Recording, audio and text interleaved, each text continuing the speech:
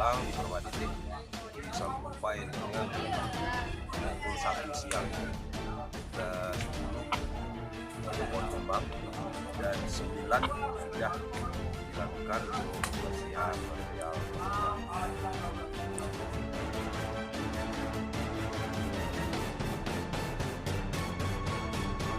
Ini untuk kondisi pohon tumbang, tiga kondisi pohon tumbang yang menimpa rumah, kemudian 6 titik lagi itu menghambat akses jalan dan juga menimpa kabel listrik.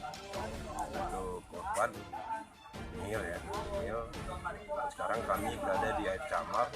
Pohon tumbang itu pohon kelapa, kondisi rumah juga memperhatikan bagian atas atau atapnya hancur. Lebih kurang ada 20 personil ya, tadi kita bagi menjadi 3 tim, masing-masing menyebar karena bagaimanapun pohon tumbang ya cepat kita tangani dengan segera. Untuk cuaca ekstrim kita belum dapat laporannya, cuma beberapa hari ke depan memang Kota Padang masih diperkirakan akan hujan.